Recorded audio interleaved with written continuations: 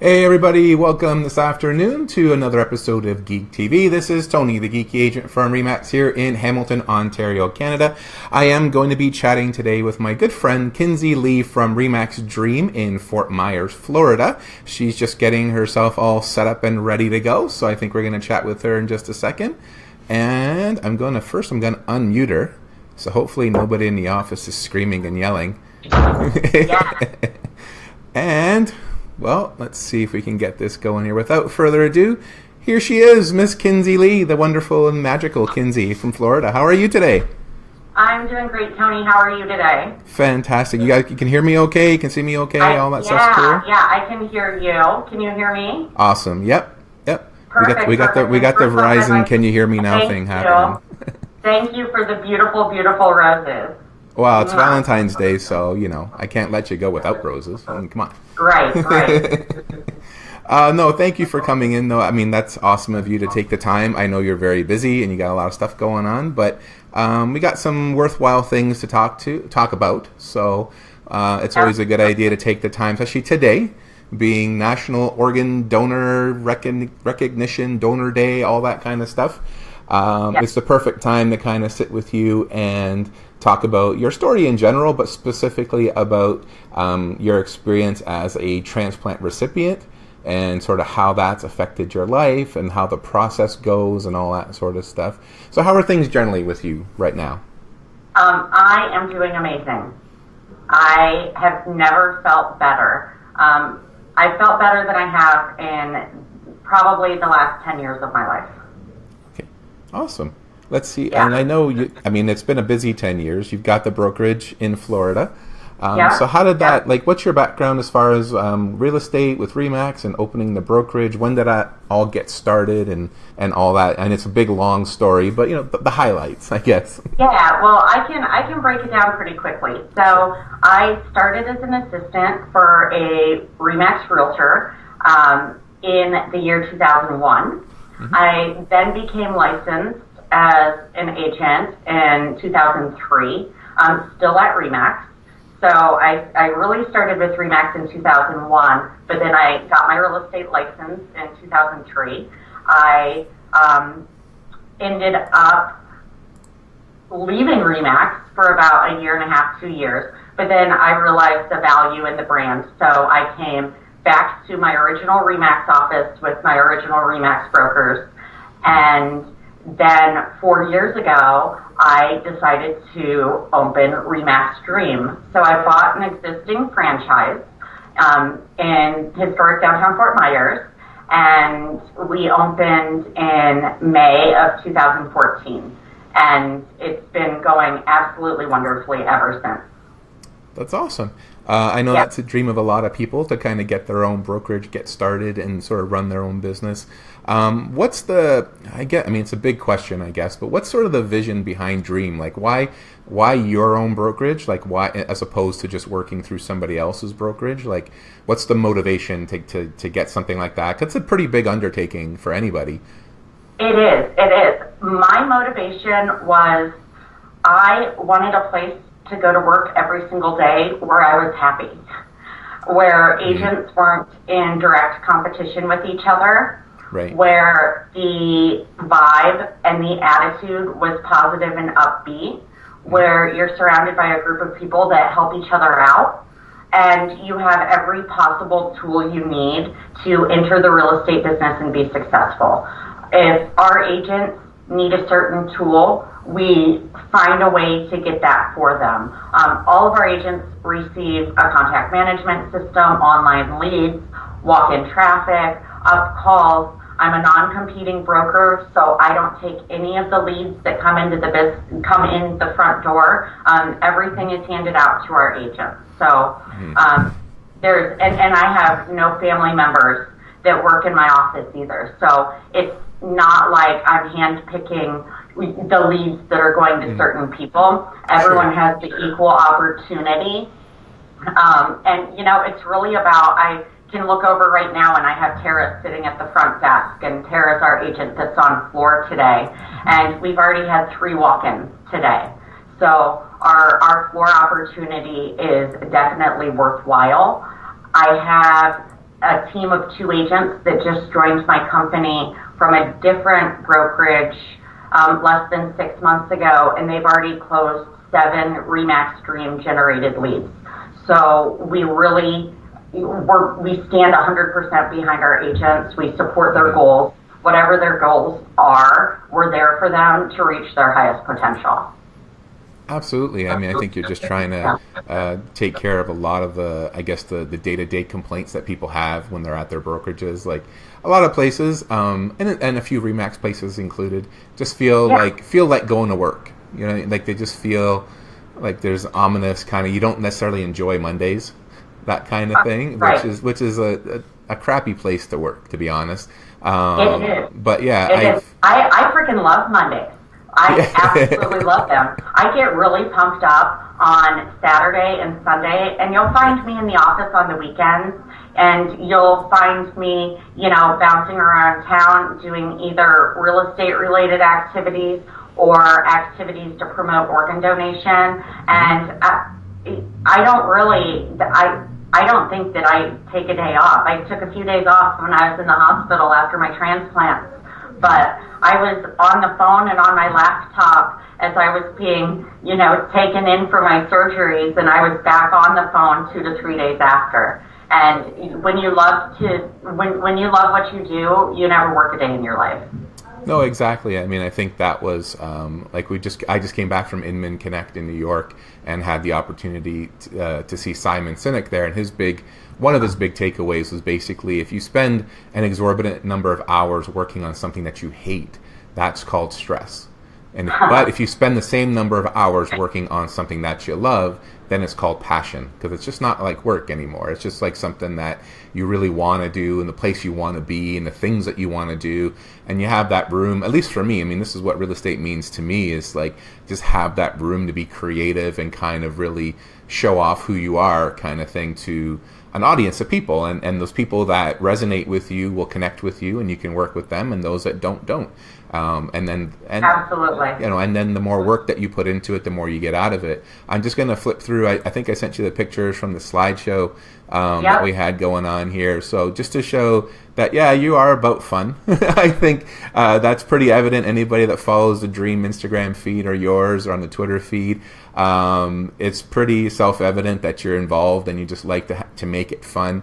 I've got the photo there from just after the Florida hurricanes, where you're looking for some help.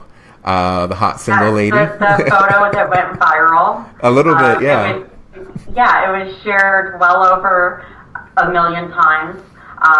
It was on People. It was on so many social media platforms.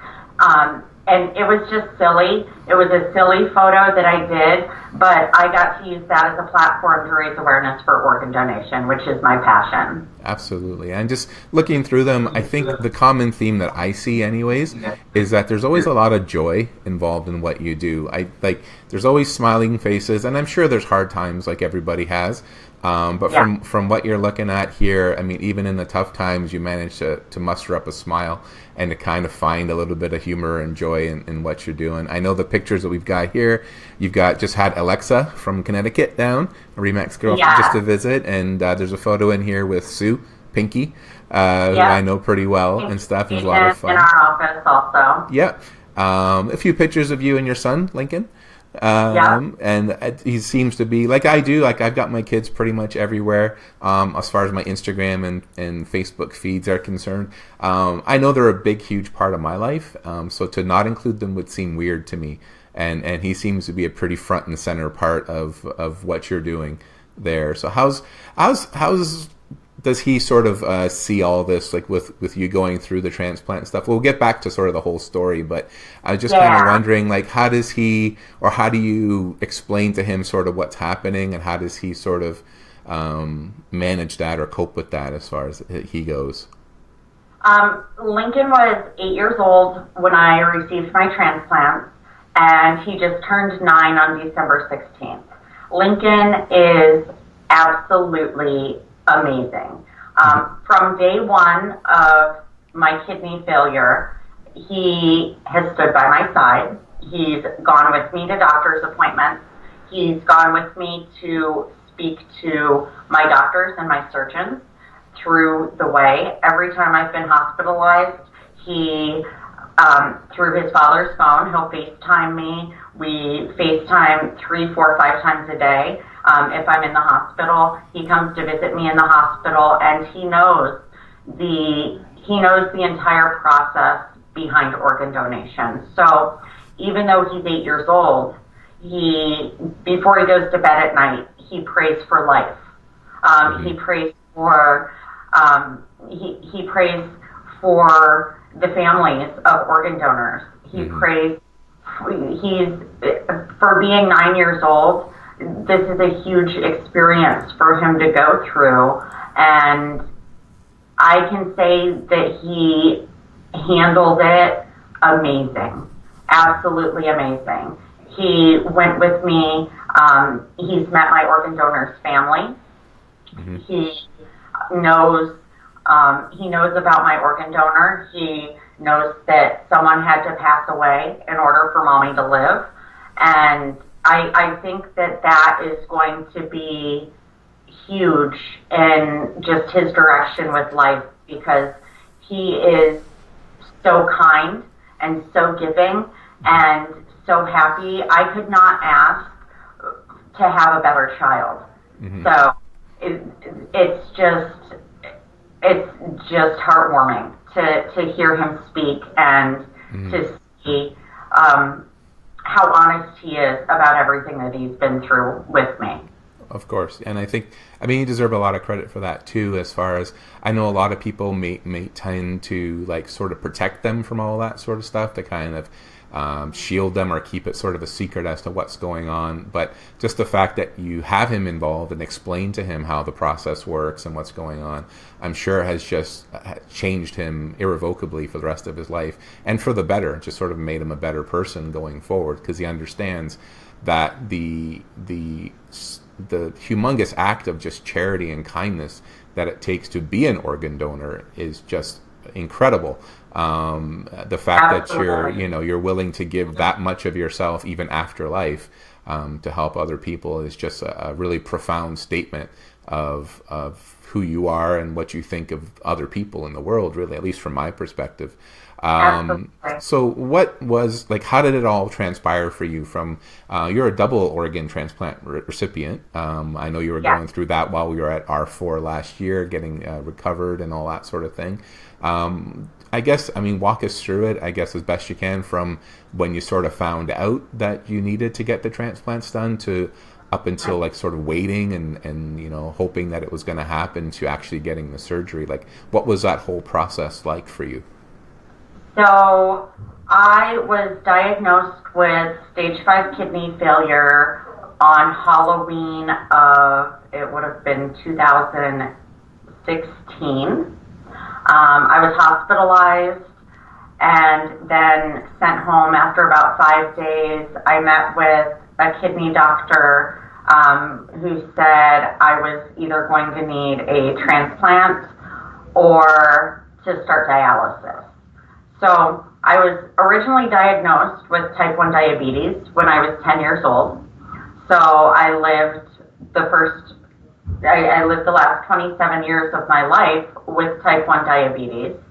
And type 1 diabetes causes kidney failure. It caused high blood pressure.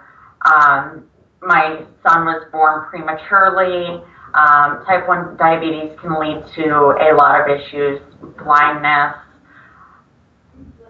kidney failure. So once I was told you either have to start dialysis or you need to have a transplant, and I started Googling dialysis, I said to myself, holy shit, this is huge. When I was diagnosed with type 1 diabetes, they always tell you, keep your blood sugar in check and you'll do really well. So my blood sugar was in check. I did great handling my diabetes. And it just, from one day to feeling great, slowly declining in how I felt, to October 31st, when I ended up in the hospital, and they still told me, oh, you're doing okay, you're doing okay. There was no way I wanted to go through dialysis, and I didn't want to die. So I made a lot of changes in my life. I, completely quit drinking.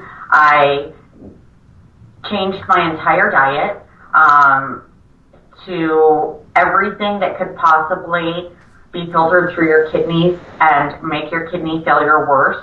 I did the exact opposite. For about a year, I really lived on certain fruits and vegetables, no dairy, no red meat, fish. So I really did everything I could possibly do to avoid starting dialysis. Mm-hmm. And then I started the process to get on the transplant list at Tampa General Hospital. So my nephrologist, my kidney doctor, referred me to Tampa General Hospital to get on the transplant list for both a kidney and a pancreas. So your kidney filters your blood. Your kidneys filter everything that you put into your body through your bladder, straight out to where you pee. So everything that's going through your blood stream is filtered by your kidneys. And then your pancreas is what creates insulin and digestive enzymes. So if your pancreas is not working, you're a type 1 diabetic or a type 2 diabetic, depending on if your pancreas creates a little bit of insulin or zero insulin. So zero insulin, you're a type 1 diabetic. Nothing you can do to change being a type 1 diabetic. Right. And a lot of people with type 2 diabetes can adjust their lifestyle via food, exercise, and medications that can also assist in helping their pancreas create more insulin. So sure. I got on the transplant list for a kidney and a pancreas, which took almost 5 months to get on the transplant list. So just to get on the list. Yeah, just to get on the list. So not only am I going through kidney failure, which makes you extremely tired, you don't want to eat food, one of the main goals is to continue going pee. So every day you wake up and your kidneys aren't filtering and you're urinating less, it's like, oh shit, how much longer do I have before I have to start dialysis and before my body becomes completely toxic? Because what you're putting into your body is not being put out. Right. So I was on a handful of medications, going back and forth to Tampa General Hospital to complete all of the testing that needed to be done. They had to make sure that I was healthy enough to receive a transplant. So just because you're sick and you're in need of an organ, at the same time you're so sick, you also have to be healthy enough to receive those organs. Right. So I had to have a heart catheter done, which put me in the hospital for 5 days. I had to have lots of blood tests, lots of workups, EKGs, ultrasounds, pretty much from head to toe to make sure that when a match of organs became available, that my body was ready to, on short notice, go directly to the hospital and receive those organs. Because that's the other issue with organ transplant is that you say the time window is really short. And actually we're going to discuss that a little bit later as well. But generally speaking, once these organs become available, it's a matter usually of hours before they need to be reimplanted in a recipient. Otherwise, they're just not usable anymore. So there's a really tough job of coordinating, you always being ready and available, and the doctors and staff, and just getting everything coordinated to work out properly. I just want to take a second for everybody who's listening, either on my feed here or on any of Kinsey's feeds there. If you have questions, please feel free to put them in the comments below. There is a bit of a lag on the transmission, so when I do see them, if I do see them, we'll try and answer them. If you have comments for Kinsey, go right ahead. So we'll have a look at there. So if I do look down and you see the top of my head a lot, I apologize. I'm just looking to see if anybody's got questions. Yeah, and I have like 4 different feeds going on in here, so I might pop up in a second and click on mine so that I can see what's going on, and then I can get back to questions also. Yeah, absolutely. Anybody has some. We'll make some time at the end too in case anybody has some, but please feel free to put them below, and we'll answer them as we can. So basically, you're going through all of this, and you're also trying to run a brokerage, and you're also trying to be a mom, and you're also trying to just live, which is always good. It's just a lot going on there. So you finally get the call. You go in, you have a successful transplant surgery. Essentially, you have to go through a fairly long recovery period. How does since then, now that you've had the transplant and you've recovered, like you said, you're feeling really great and all that kind of stuff, which we're obviously very happy for you. How does it change your life since then? Is there again, I'm presuming that a lot of the dietary stuff you were doing before you've probably continued. But as far as like doctor's checkups and medications and all that sort of stuff, how does that factor into your life now? My life is amazing. As far as after the transplant, I was in surgery for 7 hours. I received a kidney and a pancreas. I got up out of my hospital bed and I walked the next day. Which is crazy. It wasn't the most graceful walk in my walker, but there are pictures of it on both my Facebook page and my YouTube pages. But I got up and walked. I spent 13 days in the hospital, rode out Hurricane Irma at San Antonio Hospital. And then when I came home, our town was severely impacted by the hurricane, but I was already from my hospital bed organizing events to help feed people that had no electricity. It's amazing what you can do from your bed and from your laptop and with the power of social media. So that would I would imagine. I mean, compared to say like 10 years ago, you'd be not completely isolated, but pretty much so compared to what we do now, as far as just being able to, like you said, run the brokerage on the one side, organize events, and just stay in touch with the world pretty much, right? Absolutely. And I have wonderful, I have the best agents in the world. They are amazing. Well, my broker would argue with you, but I'll let you have that one for today.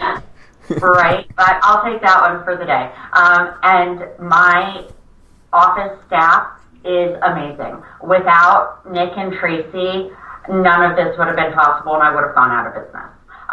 Hands down. And I also have a broker down the street, Joe Castleberry, that was available to all of my agents to answer any of their questions.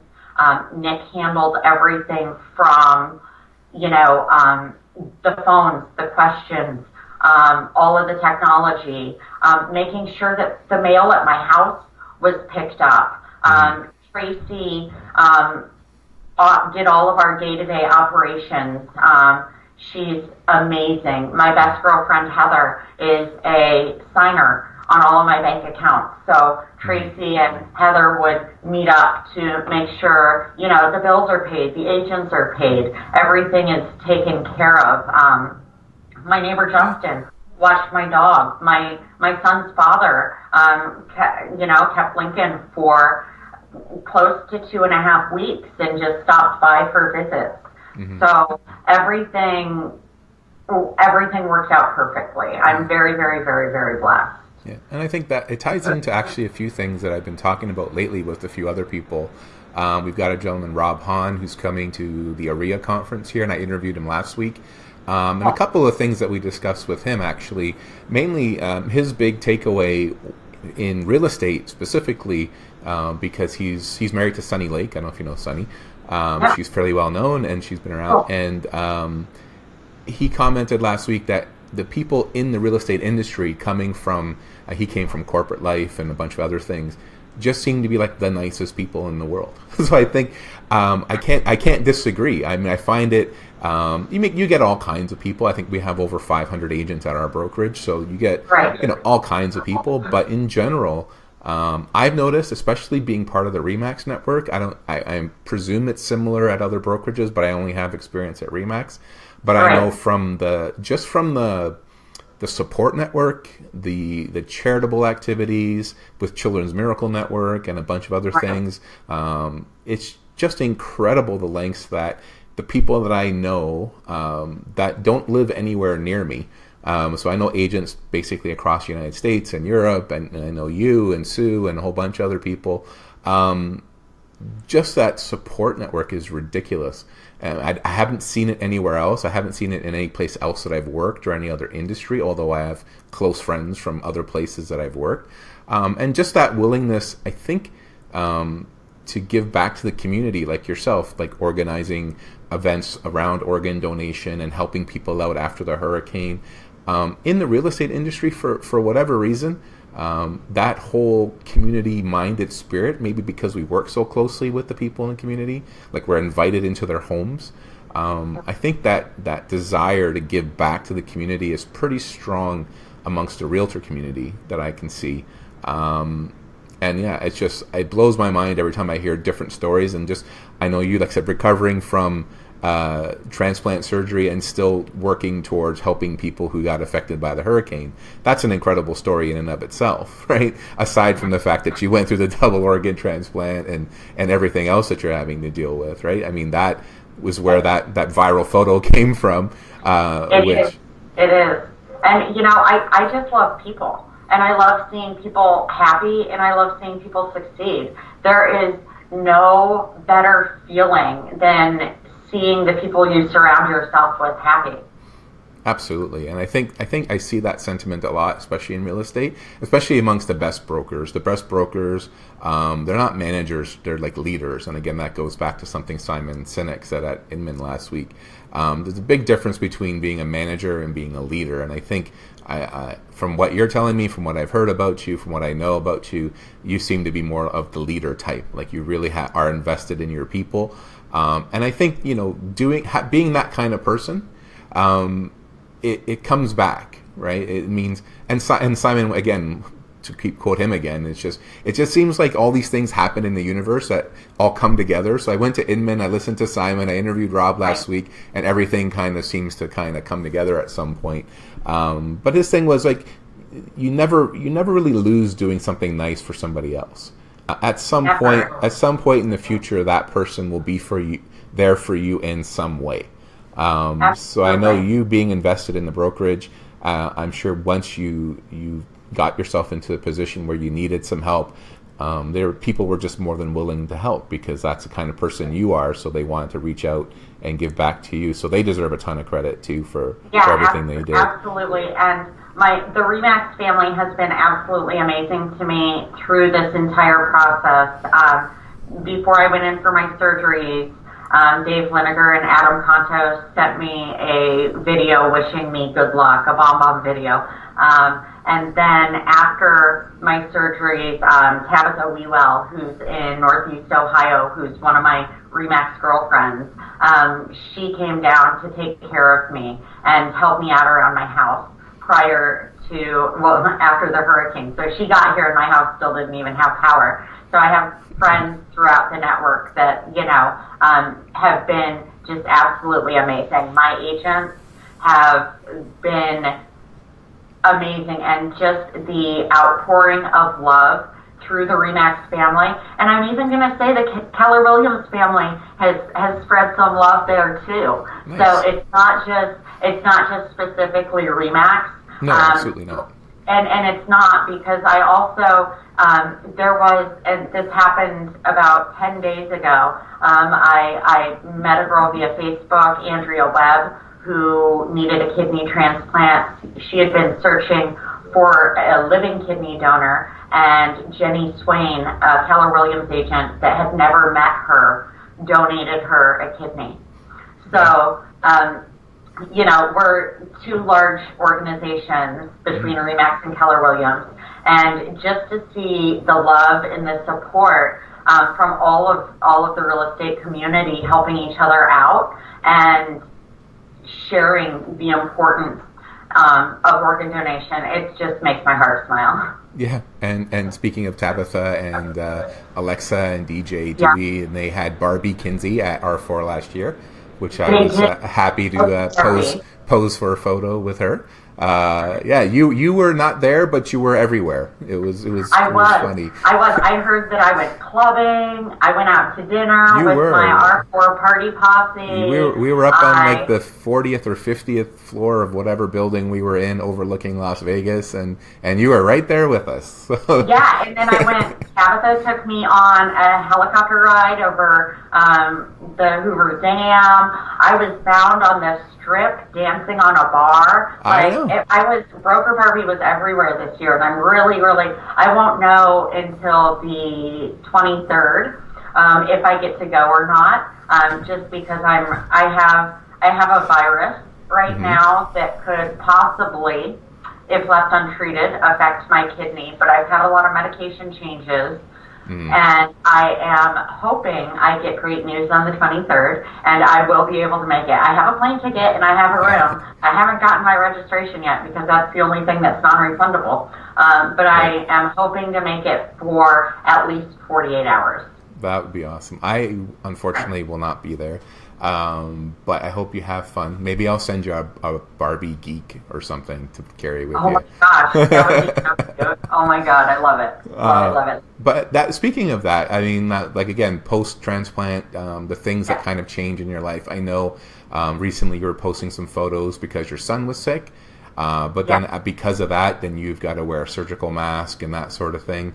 So really, just it changes, I guess, how you have to approach just life every day. You've got to be pretty careful as far as contracting illnesses and that sort of thing. So how does that sort of impact your day-to-day when you're working with a lot of different agents coming in and out of the office and clients and it's just got, to me, I can't wrap my head around how you make that work. So how does it impact your day-to-day?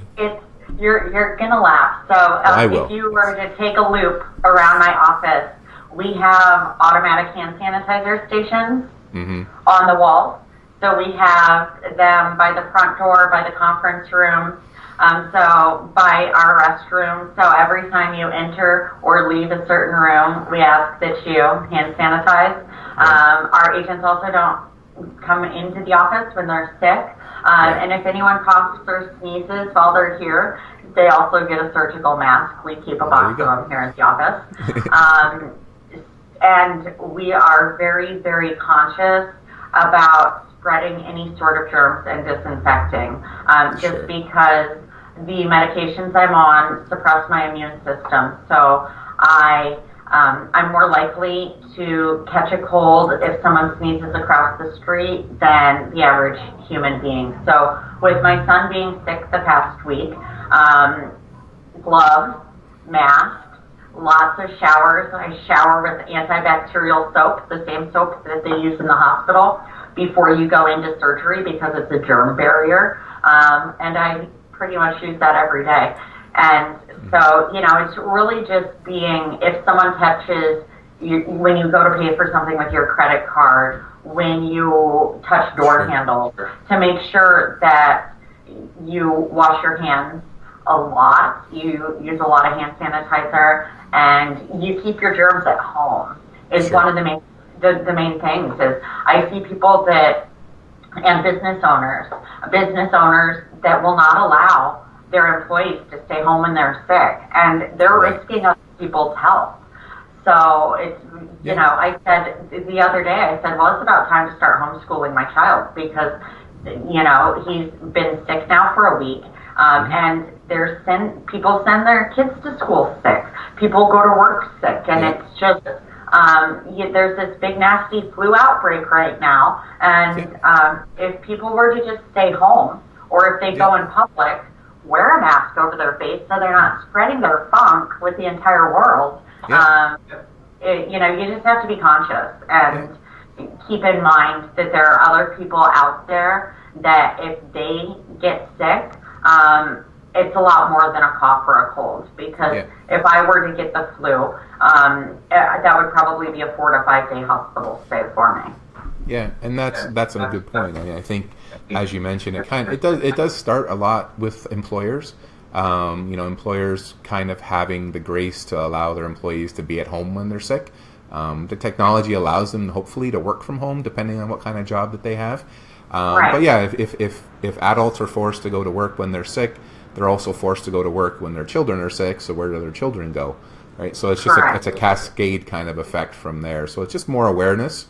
And just letting people know, what kind of other people and how you affect other people on a daily basis, right? So speaking of that, as far as awareness goes, what kind of things have you been sort of involved with working on as far as raising awareness? We've got the websites down below, donatelife.net in the United States and beadonor.ca for here in Canada. If you want to become an organ donor, you can register there. A lot of state or provincial bodies will allow you to just fill out the back of your driver's license, and you can do some stuff as easy as doing stuff like that. So those are the sort of everyday kind of things. But what sort of stuff or events have you kind of been a part of to promote this idea of organ donation or becoming an organ donor? We have so much going on that it's seriously going to blow your mind. So we just filed for our 501c3, which is a charitable foundation. It's called Don't Bury Good Organs. We have the domain don'tburygoodorgans.com, so our website is coming soon. We are going to be doing 3 to 4 very large fundraisers per year to raise awareness for organ donation and also to educate the public on the importance of being an organ donor. And when I say we, I'll have to get to that also because my organ donor's family is a huge part of my life. We have actually an event going on today, and I'm going to reach down here real quick. So, and I'm going to walk this up here so everybody can see. This is my organ donor, Eli. And today, on Valentine's Day, today would have been his 16th birthday. He passed away 2 days before my transplant. So what we're doing is we are spreading love and joy. You will probably be getting one of these in the mail today, Tony. So that's pretty awesome. I look forward to it. And I don't know if you can see it there. I just put up a photo that you put up yesterday with Eli's mom and sister. So it's up looking there, just so you can talk about them. Yeah. So. And how does that go? I mean, I don't know if it's common for transplant recipients to meet the family of the people. But I know you did, and you made a point of meeting them, and Lincoln knows them as well. So how is that relationship with them? I mean, they've got to be just ecstatic to see that, this sort of tragic event for them has turned into an amazing thing for you and for your family. So what's that relationship like, and how do you stay in touch with them, and how involved are they in the foundation and everything else that you're doing? They are 100% involved in everything I do. We talk to each other daily, every other day, at least once a week. We found each other a little bit differently than most donor families and donor recipients. We didn't really follow all the proper protocol, but we ended up finding each other on Facebook. The fact that you didn't follow the rules does not surprise me, but okay, go on.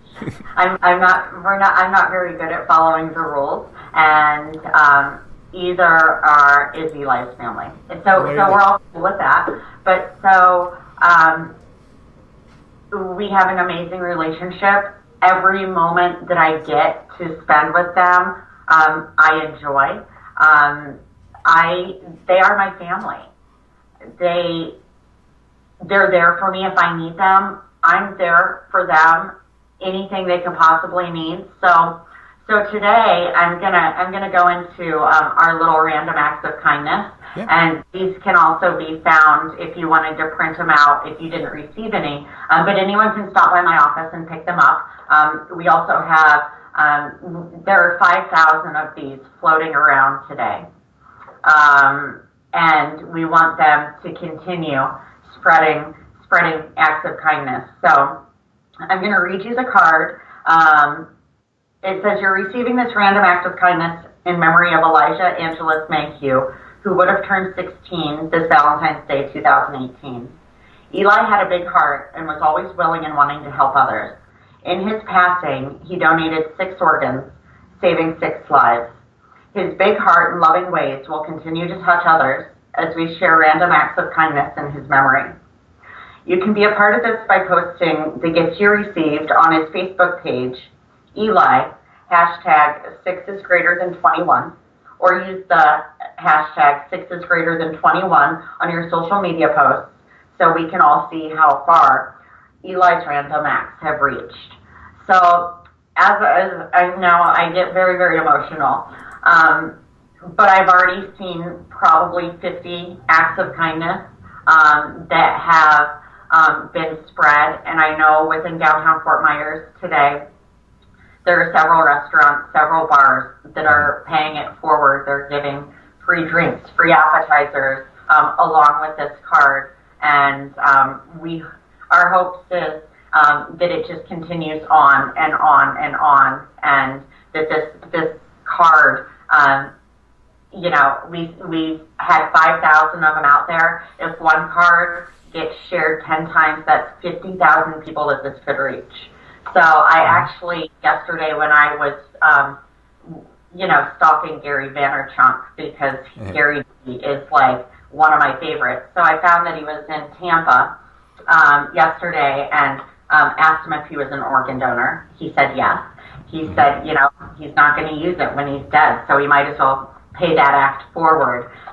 Anything that he could do to ever help anyone, he's willing to. And he got one of these cards, so I'm hoping that Gary is going to share this if he hasn't already. I saw from my phone that he posted something here a little bit ago.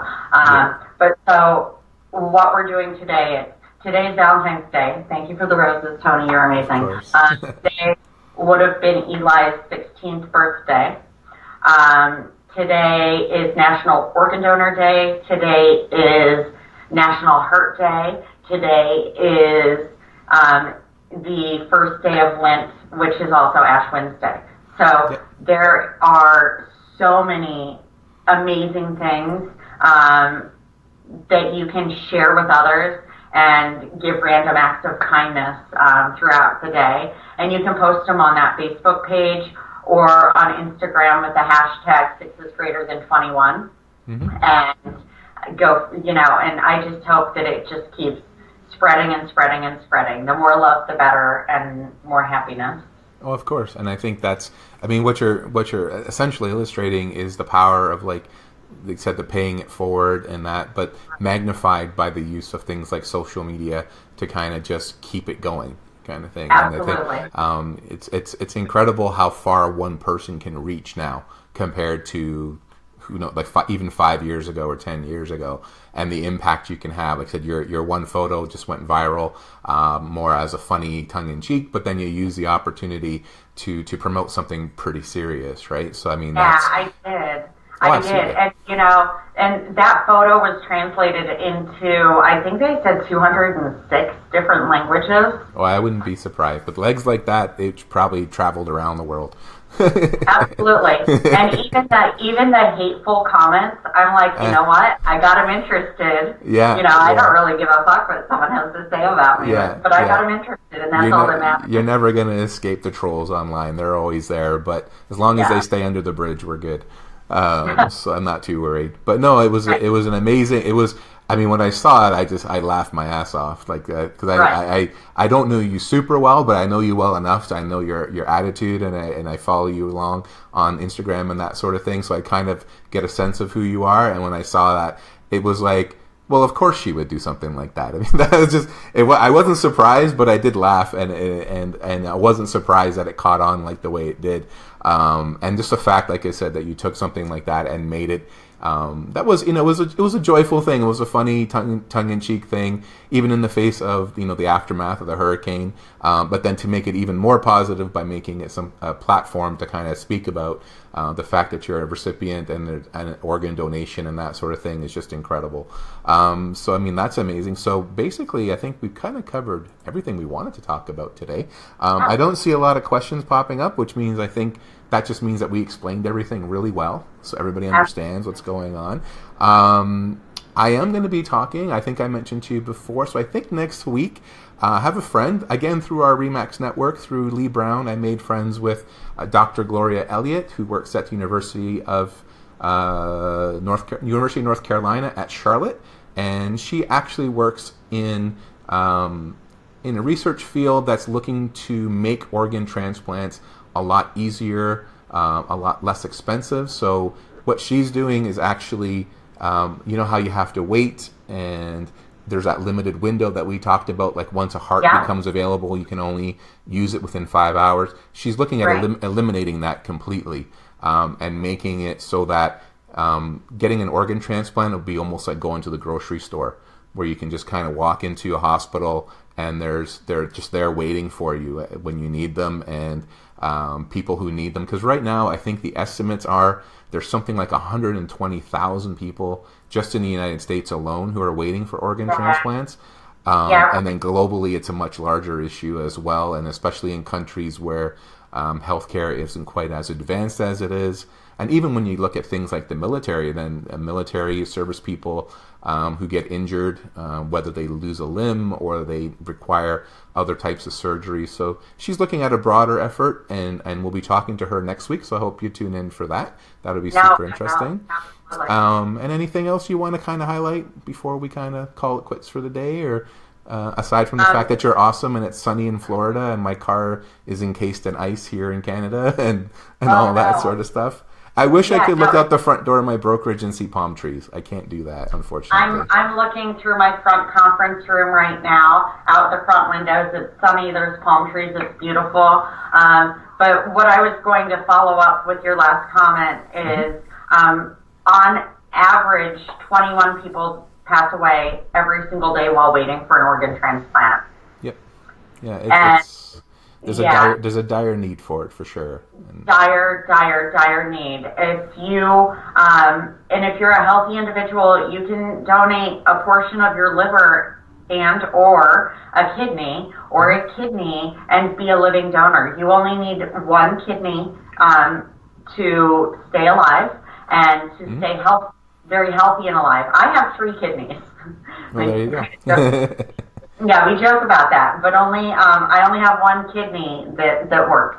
So, and you only need 1 kidney to live. And if you were to donate a portion of your liver is an organ that will regenerate itself after you donate. So, not just making sure that you're an organ donor on your driver's license, making sure that your family knows your wishes, so that if you do pass away, your family knows that you want to donate your organs. And it's very, very important because you could save up to 8 lives by donating when you pass away. And that's not even including, you can also donate skin, corneas, bone marrow, tissue donation. Tendons. So they're now doing transplants. So where someone tore their Achilles tendon, they'll now take a donor tendon and replace that tendon through organ donation. So there are so many things, just so many ways that organ donation can help people live a longer life. And the myths about organ donation, if you have any questions about them, call me, text me, email me, Facebook me, Instagram me, and I'll, it's not, the doctors will not let you die if you're an organ donor. No, that's probably the most common myths is that, if they know I'm a donor, then they're not going to work as hard to save my life kind of thing. And that's a complete myth. It's a complete myth. And my organ donor's mother just shared on her Facebook about how well they took care of Eli when he passed. Every single time that they went into the room to give him medication, to change an IV, they treated him exactly like he was going to walk out of that hospital tomorrow. Right. Up until the time that they took him back to retrieve his organs to save others' lives, they were kept in the loop the entire time. They actually got an extra day to spend with him saying their goodbyes while he was going through the testing to make sure that his organs were going to be viable for transplant. So anything that you've heard about the doctors wanting to kill you to get the organs, the same doctors that do organ transplants are not the same doctors that are taking care of you while you're in the hospital. The nurses don't know if you're going to be donating organs or if you're not going to be. So there's just so much that people don't understand, and I am more than happy to answer anybody's questions. No, and we appreciate that. And you can reach Kinsey. You can follow her on Instagram at Kinsey Lee Dream. So you can check her out there. She's on Twitter. She's on Facebook, of course. You can look her up there with Remax Dream in Fort Myers, Florida. So if you're looking to move to Florida, that's not a bad place to be. And I know Sue will move you to Naples, no problem. She loves Naples. So Sue Benson will take you there, Pinky. But no, I appreciate you taking the time today. I don't want to get you going. I know we've been here for a while. We'll talk to you again at some point just to check in with you and see how things are going with you and with the foundation and just promoting organ donation in general. But yeah, unfortunately, like I said, I can't see you at R4 if you do make it. But if the cold keeps up here, I may just buy a plane ticket and just show up at your brokerage anyways. You know what? That's fine. I'll give you a place to sleep. I'll give you a job. I'll sleep in the lobby of the brokerage. I don't care. It's better than this. And I keep seeing all these posts about these beautiful summer cottages on lakes in up Canada. Here, yeah. I'll hook you up. And so I think that's a trip that I should take in my near future. Up here, well. I will not exaggerating at all. Up here, about 2.5 hours north of where I am, you get into Muskoka, you can get into the Kawartha Lakes, and all the Hollywood movie stars buy cottages there. Just so you know. They perfect. do. Kurt Russell and Goldie Hawn have been there for 30 years. Oh, nice. So awesome. There you go. So I'll hook you up. I know Remax. I know lots of people up there, but I know some awesome Remax people that can help you out. And we'll party. We'll have dock parties and everything. It'll be awesome. Oh my gosh, I can't wait. I want to come. I'm excited. We're all set. Okay, thank you, Kinsey. Okay. I know I'll let you get back to the rest of your day. I do appreciate you coming in. You're awesome. You're amazing. You're beautiful. All that stuff. So we'll talk soon, and I hope you and Lincoln are just awesome. And that's it. I'm just going to repeat myself a million times if I keep talking. So I'll let you go for now. Okay? Bye now. Perfect. Thank you. I'll talk to you soon. Bye now.